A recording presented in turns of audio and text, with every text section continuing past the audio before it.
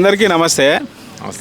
West బెంగాల్లో జరిగినటువంటి సంఘటన మన భారతదేశ ప్రజలందరూ కూడా తలవంచుకునేటువంటి విషయము. అందులోన ప్రాణాపాయ స్థితిలో ఉన్నటువంటి వారికి సేవ చేసే వృత్తిలో ఉన్నటువంటి ఒక లేడీ డాక్టర్ అమ్మని అతి కిరాతంగా రేప్ చేసి మర్డర్ చేయడం జరిగింది. ఆ విషయం మీద మన గ్రామీణ వైద్యుల సంఘం అందరూ ప్రెసిడెంట్లు, తర్వాత మా జన విజ్ఞాన వేదిక రమేష్ గారు కూడా దీని గురించి అంటే సంఘానికి ఏ విధమైనటువంటి ఈ విషయం చెప్పగలుగుతారు, ఈ విషయం మీద కొద్దిగా వివరించి ఒక్కసారి చెప్పగలరు సార్ రమేష్ గారు? ఆగస్టు 15 దేశమంతా స్వతంత్ర దినోత్సవ సంబరాలు జరుపుకుంటున్న సందర్భంలో కోల్కతాలో ప్రజల ప్రాణాలని ఆరోగ్యాల్ని కాపాడే హాస్పిటల్లో ఒక మహిళా వైద్యురాలి పట్ల అత్యంత దారుణంగా ఆమెను హింసించి అత్యాచారం జరిపి హత్య చేయడం అనేది ఇది సభ్య సమాజం సిగ్గుతో తలదించుకోవాల్సిన పరిస్థితి. ఈ రోజుల్లో కూడా ఈ విధంగా జరగడము అనేది ప్రపంచవ్యాప్తంగా మానవ హక్కులు, బాలల హక్కులు, మహిళల హక్కుల గురించి మానవ ఆలోచనలు ఉన్నతమైన దిశకు వెళ్తున్న తరుణంలో ఇంకా ఎక్కడో ఆదిమకాలం నాటి విధంగా మహిళల మీద ఈ రకంగా దాడులు జరగడం, అందులో వైద్యురాల మీద జరగడం, తను పనిచేస్తున్న హాస్పిటల్లో జరగడం అనేది అందరం విచారించదగ్గ విషయం. దీన్ని ఖండిస్తున్నాం. నేరస్తులని, నిందితుల్ని వెంటనే వారిని గుర్తించడం అంటే ఏదో పైపైన చెప్తున్నారు, అట్లా కాదు. వాస్తవంగా దాని వెనకాల ఏం జరిగిందో వాస్తవాలన్నీ తెలుసుకునే హక్కు ఈ దేశ ప్రజలకు ఉంది, మహిళలకు ఉంది.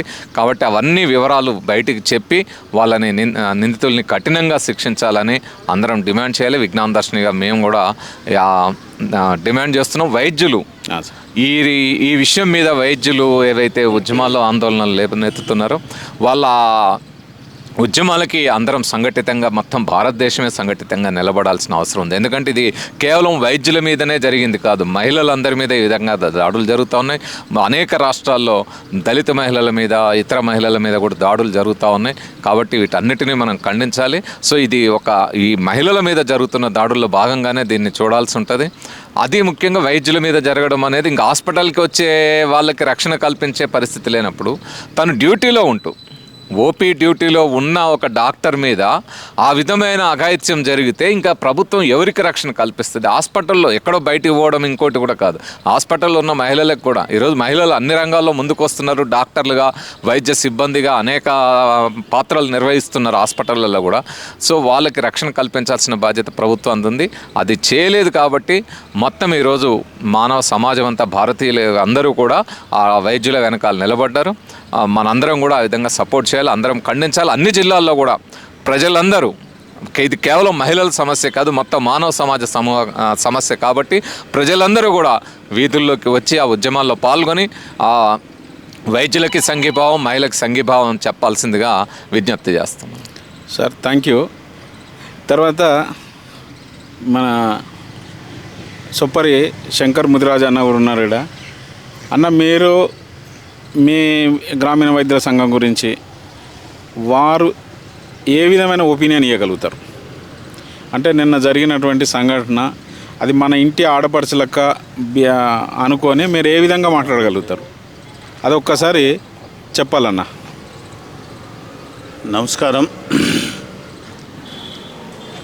భారతదేశంలో ఒకవైపు స్వాతంత్ర సంబరాలు జరుగుతున్నటువంటి వేళ సభ్య సమాజం తలదించుకునే విధంగా ఒక అభయ అనే వైద్యురాలు పైన అత్యాచారం చేసి హత్య చేయడం అనేటువంటి దాన్ని మేము తెలంగాణ ఆర్ఎంపీ, పిఎంపీ సంఘాల ఉమ్మడి వేదిక తరఫున మేము దీన్ని తీవ్రంగా ఖండిస్తున్నాం.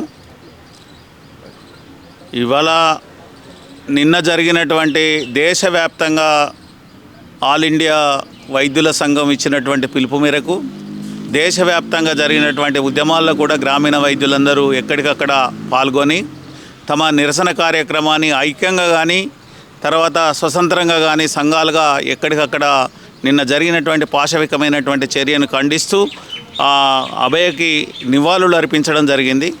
మేము ఈ వేదిక నుంచి మేము డిమాండ్ చేస్తున్నది ఏమిటంటే, ఇవాళ మనది భారతదేశం. 78 సంవత్సరాల స్వాతంత్ర భారతదేశంలో ఒక మహిళకి, అందులో వైద్యురాలికి రక్షణ లేదు. ఎక్కడ తాను వైద్యం చేసే చోటనే అత్యాచారం చేసి హత్య చేయడం అనేది ఇది పాశవికమైనటువంటి చర్య. పాలక వర్గాలు ఆలోచించాల్సింది, మహిళలకు రక్షణ కల్పించడానికి ఎన్నో చట్టాలు వచ్చినాయి, కానీ ప్రత్యేకంగా వైద్యులు రేపు భయపడే అటువంటి ప్రమాదం ఉంటుంది కనుక ప్రత్యేకమైనటువంటి చట్టాన్ని తీసుకురావాల్సిన అవసరం ఉందని చెప్పి మేము కేంద్ర ప్రభుత్వాన్ని, రాష్ట్ర ప్రభుత్వాలను కోరుతున్నాం. రెండో విషయం ఏంటంటే, ఇవాళ కేంద్ర ప్రభుత్వం మేమేదో కమిటీ వేస్తాం, లేకుంటే మేము కమిటీ వేస్తామంటే కమిటీల గురించి మనం 78 సంవత్సరాలుగా చూస్తున్నాం. ఈ కమిటీలు కాలయాపన జరుగుతాయి. ఇది అంటే నిందితులు తప్పించుకోవడానికి అవకాశం ఉంది మన చట్టాలలో. ఎందుకు ఇంత ఆలస్యం చేస్తున్నారు? రెండోది, జరిగిన చోటు ఒక మహిళా ముఖ్యమంత్రిగా ఉన్నటువంటి రాష్ట్రంలో జరిగింది. మరి మీరు నాయకత్వం వహిస్తున్నటువంటి చోట ఈ సంఘటన జరిగినప్పుడు మీరు స్పందించాలి కదా. రెండోది, రాజకీయ పార్టీలు కూడా మనం చూస్తున్నాం, కొన్ని పార్టీలు అయితే వీటి మీద నోరు మెదపడం లేదు. ప్రజలు స్వచ్ఛందంగా వీధులలోకి వచ్చి నిరసన కార్యక్రమాలు తెలియజేస్తుంటే మీరు మౌనం పాటించడం ఏంది? అంటే మీ పార్టీలో ఉన్న మహిళలకు జరిగితే ఒక తీరు, దేశంలో ఉన్న మహిళలకు జరిగితే ఒక తీరు, మీరు పాలించే రాష్ట్రాలలో జరిగితే ఒక తీరు, మీరు పాలకులుగా లేని చోట జరిగితే ఒక తీరా? ఇది ఇది ఇది సరైనటువంటిది కాదు. మీరు ఆత్మ పరిశీలన చేసుకోవాల్సినటువంటి అవసరం ఉందని కోరుతూ, ఇవాళ అభయ ఏదైతే అత్యాచారం జరిగిందో దీనికి విచారణ జరిగి నిందితుడు శిక్షించబడే వరకు జరిగేటువంటి ఆల్ ఇండియా ఐఎంఏ ఇచ్చినటువంటి పిలుపుకు మేము సంఘాలుగా ఏదైతే తెలంగాణ ఆర్ఎంపీ, పిఎంపి సంఘాల ఉమ్మడి వేదిక తరపున సంపూర్ణమైనటువంటి మద్దతు తెలియజేస్తున్నాం. ఆమె ఆత్మ శాంతించాలని వారికి నివాళులు అర్పిస్తూ వారి కుటుంబ సభ్యులకు ప్రగాఢ సంతాపాన్ని, సానుభూతిని తెలియజేస్తున్నాం. థ్యాంక్ యూ అన్న, థ్యాంక్ యూ అన్న. ఇక్కడ బాలబ్రహ్మచారి గారు కూడా ఉన్నారు. వీరి ఒక ఒపీనియను అన్న, ఇప్పుడు జరిగిన సంఘటన మీద మీ ఆలోచన విధానము ఏ విధంగా జరిగితే న్యాయం జరుగుతుంది చెప్పగలరు? అందరికీ నమస్కారం. గ్రామీణ వైద్యుల ఉమ్మడి వేదిక తరఫు నుంచి ఇంత మన అభయ అనే వైద్యురాలిపై జరిగిన అత్యాచారాన్ని ఖండిస్తూ ఆర్ఎంపీల నిరసనను అందరూ రాష్ట్ర వ్యాప్తంగా నిన్న జరిగిన దానికి అందరూ కొవ్వొత్తుల ర్యాలీ చేసిండ్రు. అందరూ దీపం పట్టుకొని, బ్యానర్లు పట్టుకొని అందరూ ఏకంగా ఆమెకు నివాళులు అర్పించాలి, ఆమెకు న్యాయం జరగాలి అనే ఉద్దేశంతో ఆర్ఎంపీలు అందరూ రాష్ట్ర వ్యాప్తంగా నిరసన తెలియడం జరిగింది.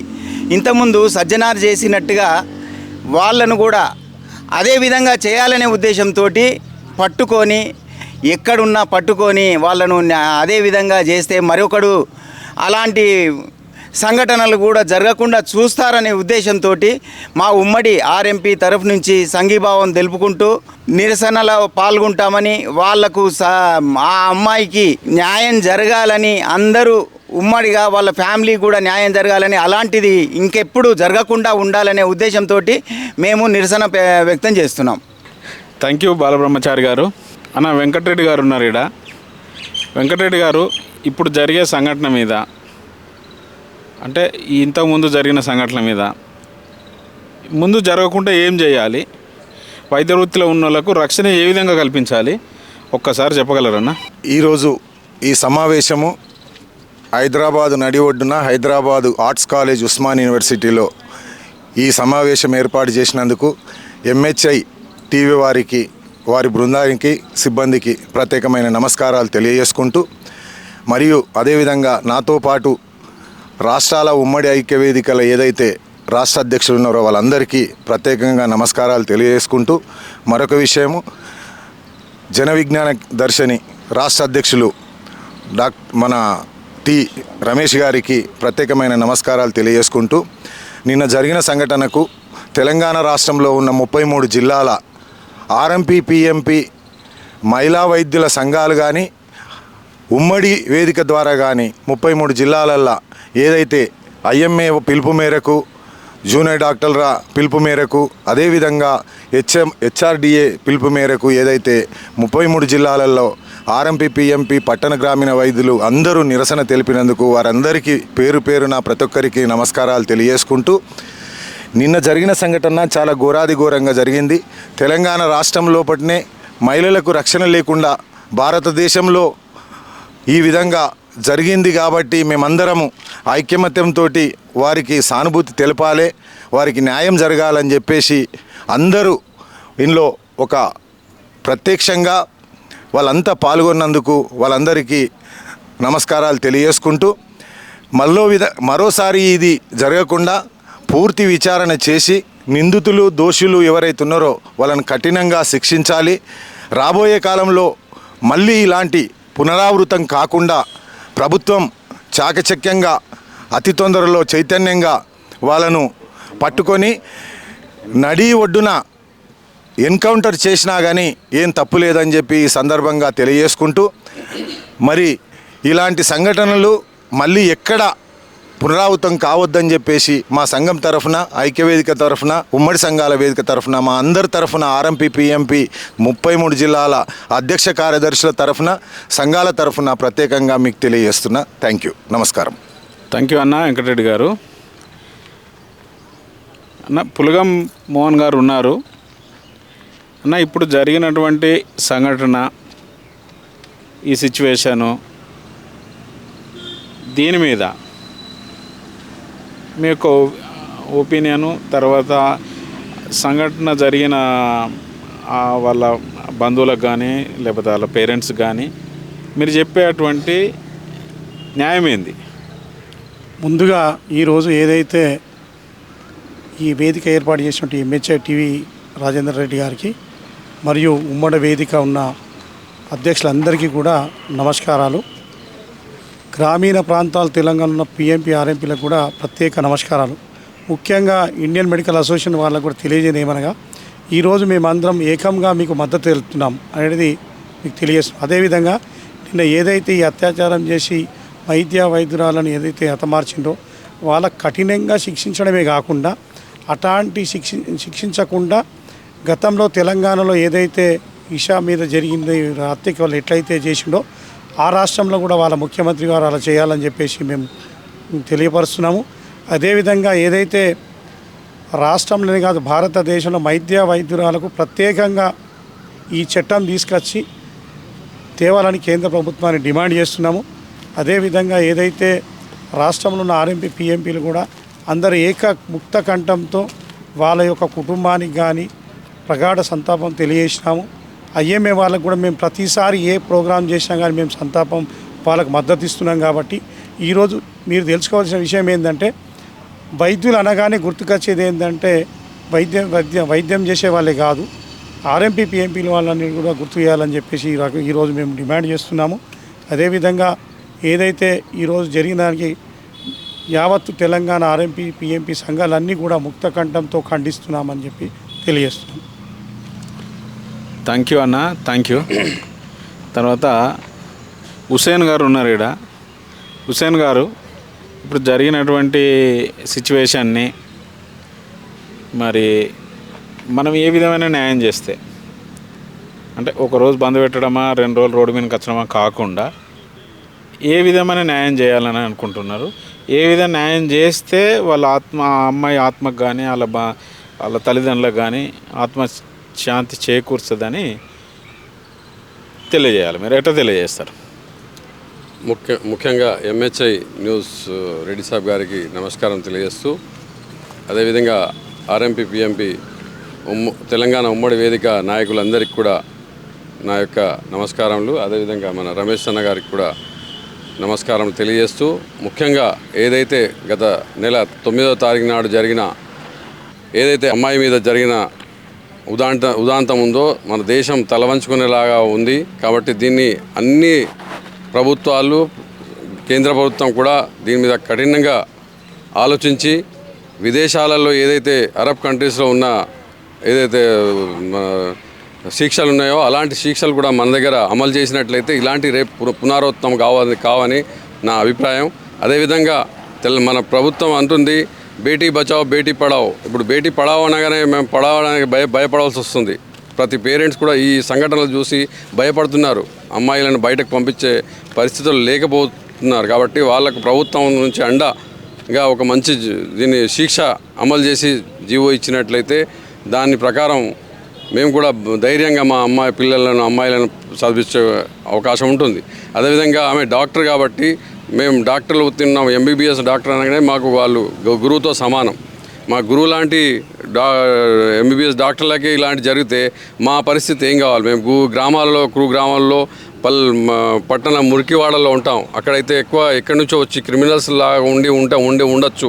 వాళ్ళు కూడా మమ్మలను ఏదైనా చేయొచ్చు. కాబట్టి మేము కూడా ఏదైనా ఈ వృత్తి చేయాలంటేనే భయం వేస్తుంది. కాబట్టి మాకు కూడా వృత్తి ధర్మాన్ని కాపాడుకోవడానికి మాకు కూడా ధైర్యం ప్రభుత్వాలు ఇవ్వాల్సిందిగా మనం ఇచ్చేస్తూ ఆ అమ్మాయికి ప్రగాఢ నివాళి అర్పిస్తున్నాం.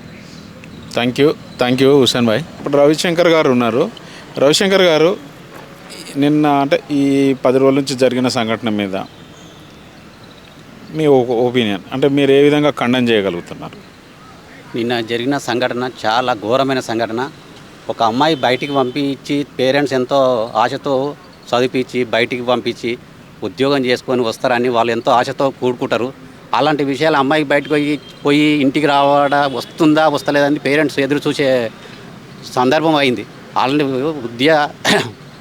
హాస్పిటల్లో డ్యూటీ చేస్తుంటే అమ్మాయికి ఎంత అన్యాయం జరిగిందంటే ఇది చెప్పరాంది. ప్రతి పేరెంట్ తలదించుకోవాల్సిన అవసరం వస్తుంది. ఇది చాలా ఖండించిన విషయము. ఈ చట్టం కూడా తీసుకురావాలి. గవర్నమెంట్ చట్టం తీసుకొచ్చి వీళ్ళకు దాడులు జరగకుండా చూడాలి. అట్లా అయితేనే ఏమైనా ప్రాక్టీస్ చేయగలుగుతారు, వాళ్ళు ఏమైనా ధైర్యంగా ట్రీట్మెంట్ చేయగలుగుతారు. అంతేగాని ఎట్లా పడితే అట్లా చేస్తే ఇది చాలా తప్పు. ఇది అమ్మాయికి పేరెంట్స్కు యావత్ భారతదేశం మొత్తం తోడు ఉంటుంది, డాక్టర్స్ మొత్తం బృందం తోడు ఉంటుంది. ఇది క్రూరమైన నివాళులు అర్పించేది జరిగింది. Thank you sir. సార్, ఇప్పుడు ఇలా జరిగినటువంటి సంఘటన అంటే కేంద్ర ప్రభుత్వం చెప్పేది ఏంటంటే బేటీ బచావో బేటీ పడావో అని అంటుంది కదా సార్.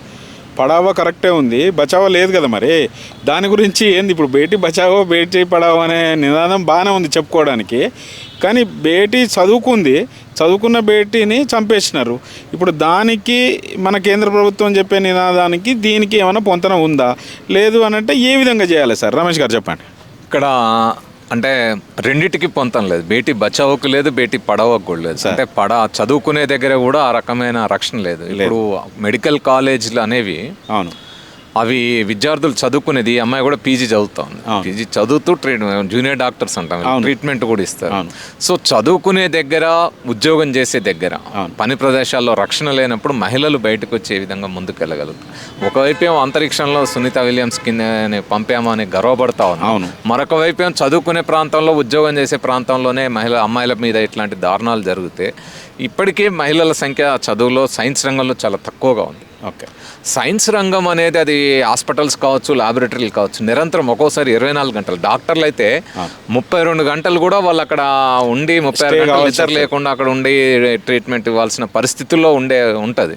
సో అట్లాంటి చోట ఖచ్చితంగా రక్షణ కల్పించాల్సిన బాధ్యత ప్రభుత్వానిది, ఆసుపత్రి యాజమాన్యాలది. వాళ్ళ నిందితులుగా చేర్చాలి. ఇక్కడ ఫస్ట్ జరగాల్సింది ఏంటంటే ఈ నిందితులు ఎవరైతే ఆ దాడులు చేసిన వాళ్ళని కఠినంగా శిక్షించాలి. అదే సందర్భంలో యాజమాన్యాన్ని కూడా వాళ్ళ బాధ్యత కనపడుతుంది, అంతే కదా. దాన్ని స్పష్టంగా, ఎందుకంటే అక్కడ జరిగిన ఘటన మీరు చూస్తే 3-4 గంటల పాటు అంత దారుణమైన ఘటన హాస్పిటల్లో జరుగుతూ ఉంటే మరి ఇంతమంది స్టాఫ్, నిర్వాహకుల పరిస్థితి, వాళ్ళు ఎంత అంటే నిర్లక్ష్యంగా వ్యవహరించారు అనేది కనపడతా ఉంది, బాధ్యతారాహిత్యంగా ఉన్నారు అనేది కనపడతా ఉంది. కాబట్టి వాళ్ళ మీద కఠినంగా శిక్షించాలి. అయితే ఈ ఎన్కౌంటర్లు, ఈ ఊరు శిక్షలకి మేముగా విజ్ఞాన దర్శనిగా వ్యతిరేకం, కానీ ఇలాంటివి జరిగిన తర్వాత వాళ్ళని చంపుతామా మళ్ళీ రేపొద్దున, ఇప్పుడు అన్ని చేసినా కూడా జరుగుతూ ఉంది. జరగకుండా ఏం చర్యలు తీసుకోవాలి? సహజంగా సమాజంలో కూడా ఈ ప్రభుత్వాలు కఠినంగా చర్యలు తీసుకోవాలి, రక్షణ ఏర్పాట్లు చేయాలి. రక్షణ వ్యవస్థ ఎక్కడెక్కడ మహిళలు పనిచేస్తున్నారో అక్కడెక్కడ వాళ్ళ సౌకర్యాల గురించి నిన్న కోల్కతా హైకోర్టులో చర్చ జరుగుతూ ఉంది. అరే మా హైకోర్టులోనే మహిళలకి సరైన ల్యాబొరేటరీ ఫెసిలిటీస్ లేవు, వాష్రూమ్ ఫెసిలిటీస్ లేవు అనేది హైకోర్టు జడ్జి అంటున్నారు. సో అక్కడే అట్లుంటే ఇక మిగతా హాస్పిటల్స్లో లేదా ఆఫీసులలో ఎట్లుంటుంది అనేది వేరు. కాబట్టి వాళ్ళకి ఒక మహిళలు వస్తూ ఉన్నారు అనేది గుర్తుపెట్టుకొని వాళ్ళకి కావాల్సిన సౌకర్యం సౌకర్యాలు ఏర్పాటు చేయాలి. రక్షణ వ్యవస్థ ప్రతి దగ్గర మహిళలు పనిచేస్తున్నారంటే ఆ మహిళలకి రక్షణకు సంబంధించిన ఏ వ్యవస్థ ఉందనేది మానిటర్ చేయాల్సిన బాధ్యత ప్రభుత్వం మీద ఉంది. అప్పుడే అమ్మాయిలు చదువుకోవడానికి ముందుకు వస్తారు. అప్పుడే అమ్మాయిలు ఇప్పుడు చాలా మంది వస్తున్నారు. సావిత్రిబాయి పూలే కాలంలో మనం ఒక్క సావిత్రిబాయి పూలే అనుకున్నాం, కానీ ఈరోజు కోట్లాది మంది సావిత్రిబాయి పూలేలు ముందుకు వస్తున్నారు, చదువుకుంటున్నారు, చదువులు చెప్తున్నారు. కాబట్టి వాళ్ళందరికీ రక్షణ కల్పించాల్సిన బాధ్యత ప్రభుత్వం ఉంది. ప్రభుత్వం ఆ చర్యలు తీసుకోవాలి. సమాజంలో తల్లిదండ్రులు గుర్తుపెట్టుకోవాల్సింది, అమ్మాయిలకి తలొంచి బతకండి, మీరు ఇవన్నీ నేర్పకండి. అమ్మాయిలు ధైర్యంగా బతకాలి, తలెత్తుకొని బతికేటట్టు వాళ్ళని తయారు చేయండి. మీ అబ్బాయిలకి, ముఖ్యంగా అబ్బాయిలకి తోటి మహిళ పట్ల, తోటి మనిషి పట్ల ఎలా వ్యవహరించాలనేది చిన్నప్పటి నుంచి మీరు నేర్పండి. చిన్నప్పటి నుంచే ఇక్కడ కావాల్సింది విద్య. ప్రభుత్వం కూడా తన ఎడ్యుకేషన్ సిస్టంలో అబ్బాయిల మీద కాన్సన్ట్రేట్ చేయాలా, అబ్బాయిల ఆలోచన ధోరణిని మార్చే విధంగా, వాళ్ళు తోటి మనుషుల్ని గౌరవించే విధంగా, ప్రతి ఒక్కరికి హక్కులు ఉంటాయనే విధంగా వారిని మనం మార్చాల్సిన పరిస్థితి ఉంది. సో ప్రభుత్వాలు కూడా ఆ విధంగా చర్యలు తీసుకోవాలని కోరుతాను. బాధ్యత అంతా ప్రభుత్వాల మీద వదిలేయడం కూడా కాదు. ఇవాళ తల్లిదండ్రులుగా మన పాత్ర. స్త్రీల పట్ల ఆడపిల్ల పుడితే ఏ విధంగా చూస్తున్నాం, కొడుకు పుడితే ఏ విధంగా చూస్తున్నాం. రైట్. అక్కడే ఇవాళ మన కుటుంబం నుంచే ఆడపిల్లను ఒక విధంగా పెంచుతున్నాం, మగపిల్లగాన్ని ఒక విధంగా పెంచుతున్నాం. ఇవాళ ప్రభుత్వాలది బాధ్యత ఉన్నా కానీ వాళ్ళను పెంచే విధానంలో మార్పు రావాల్సిన అవసరం ఉందని చెప్పి నేను ఈ దేశంలో ఉండబడేటువంటి తల్లులకు నేను కోరుకుంటున్నా. రెండో విషయం ఏంటంటే విద్యా విధానంలో మార్పు రావాల్సినటువంటి అవసరం ఉంది. ఇవాళ శాస్త్రీయమైనటువంటి విద్యా విధానమే ఇట్లా ఈ దేశంలో అమలయ్యి ఉంటే ఇంత కర్కశమైన అమానుషమైనటువంటి చర్యలు జరగవు. వాడి కాన్సన్ట్రేషన్ అంతా తాను ఎట్లా బతకాలి, తాను ఎట్లా గొప్పవాడు కావాలి, తాను ఎట్లా చైతన్యవంతుడు కావాలి, ఎట్లా సమాజాన్ని చైతన్యం చేయాలి, నా పట్ల ఆడపిల్లల పట్ల నేను ఎంత గౌరవంగా బతకాలి, ఏ విధంగా ఉండాలి, వాళ్ళను నా చెల్లిగా, నా తల్లిగా, నా అక్కగా, నా అమ్మగా గౌరవించాలి అనేటువంటిది వస్తుంది. కానీ ఆ విద్యా విధానంలో కూడా లోపభూయిష్టమైనటువంటి విద్యా విధానాలు కూడా వీటికి మూలాలు. రెండోది, రాజకీయ పార్టీలు అధికారంలో రాకముందు చెప్పిన మాటలు అధికారంలోకి వచ్చిన తర్వాత వీటిని ఆచరించకపోవడం కూడా ఈ వైఫల్యాలకు బలమైనటువంటి కారణాలు. 50% జనాభా ఉన్నటువంటి మహిళల్లో అసలు వాక్ స్వాతంత్రం లేదు, వాళ్ళకి ఆస్తిలో హక్కు లేదు, సమానత్వం లేదు, బానిసల కన్నా అధ్వానంగా చూసేటువంటి పరిస్థితిని ఒకవైపు పెట్టి వాళ్ళ లోపల చైతన్యం రావాలి అంటే బానిసని ఎప్పుడైనా అణచివేయడానికే ప్రయత్నం చేస్తారు. కుటుంబంలో నుంచి మొదలు కావాలి, ఇది కుటుంబం నుంచి మొదలు కావాల్సిన అవసరం ఉందని మేము కోరుతున్నాం. ఇది ప్రతి కుటుంబంలో నా నుంచి మొదలుకుంటే ప్రైమ్ మినిస్టర్ ఆఫ్ ఇండియా వరకు కూడా దీన్ని ఆచరించాల్సిన అవసరం ఉంది. అప్పుడే సమూలమైనటువంటి మార్పులు వచ్చేటువంటి అవకాశం ఉంటుందనేది మా అభిప్రాయాన్ని, సమాజాన్ని రిక్వెస్ట్ చేస్తున్నాం. తల్లిదండ్రులారా, అమ్మలారా, నాన్నలారా, మీరు మన బిడ్డల్ని, మగపిల్లగాన్ని ఒక విధంగా, ఆడపిల్లని ఒక విధంగా పెంచకండి. వాళ్ళలో ధైర్యాన్ని నింపండి, వాళ్ళలో చైతన్యాన్ని నింపండి. మగపిల్లలకు కూడా చెప్పాల్సిన అవసరం ఉంది. మన చెల్లి, మన తల్లి బయటికి పోయి రాలేరు, అట్లనే మరి మిగతా వాళ్ళు కూడా మన చెల్లి, మన బిడ్డనే కదా, వాళ్ళ పట్ల మనం దయగుణంతో ఉండాల్సిన, ప్రేమగా ఉండాలని చెప్పి ఒక చెప్పాల్సినటువంటి సందేశం ఉంది. ఇది HMI టీవీ ఏదైతే ఉందో, ఈ MHI టీవీ ఏదైతే ఉందో, ఈ కార్యక్రమాన్ని రాష్ట్ర వ్యాప్తంగా ఇది అందరి లోపలికి తీసుకువెళ్ళడం కోసం ప్రయత్నం చేయాలి. ఇది మన గురుతరమైనటువంటి బాధ్యతగా నేను రాజేందర్ రెడ్డి గారిని కోరుకుంటూ నమస్కారం. Thank you sir. Thank you.